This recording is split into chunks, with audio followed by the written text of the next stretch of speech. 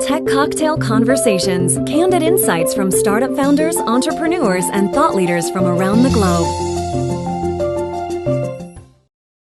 Personal is a private personal data vault and personal network where individuals can aggregate and curate all of their own data and then set permissions to who gets access to it, whether that's somebody, another person, or an app, or a company, or an institution of some kind like a school or even a government agency.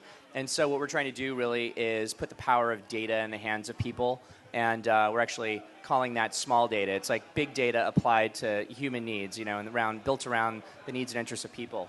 My team and I, we actually built another company called the Map Network, which helped places actually map themselves. We turned amateurs into map makers, and what we learned about that was that places were being digitized. They were going to be used in all of the maps and navigation systems of the world.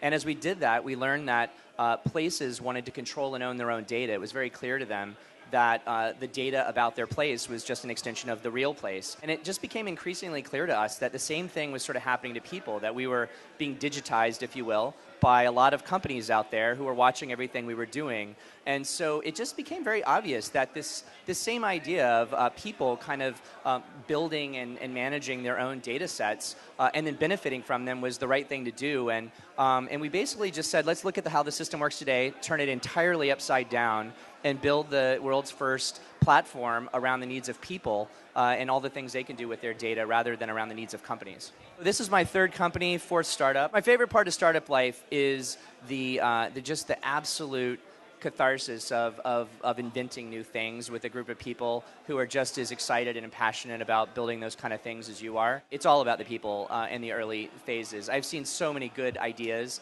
where it was just the wrong people, whether they just didn't get together, together well for personality reasons, or maybe just the wrong mix of skills. But if you don't get the people right, it doesn't often matter how good the idea is.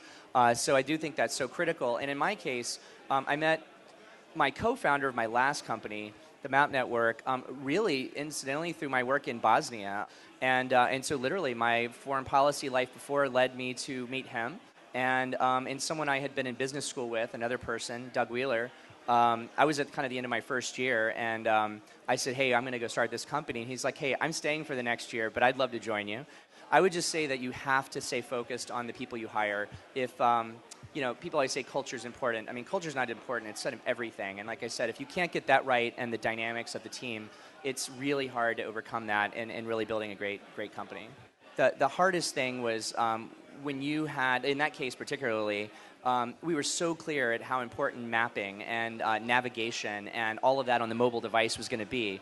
But it was still early. It was so clear to us, and yet we really had to bootstrap the company, which meant, in our case, taking a focus on things that we knew were not strategically relevant to us, but that generated revenue. When you know this is something I have to try, or I know this is something the world needs, I really do think there's a leap of faith there, and so you just have to follow your heart. I don't see many companies, early stage companies, that come out of people who are really just studying the market and trying to identify a problem through just sheer quantitative study.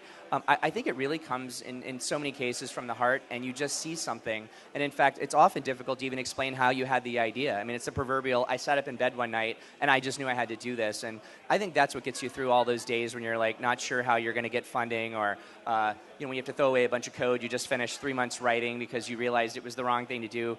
I mean, they're very dispiriting moments, and you have to have that sort of intrinsic faith to get through it.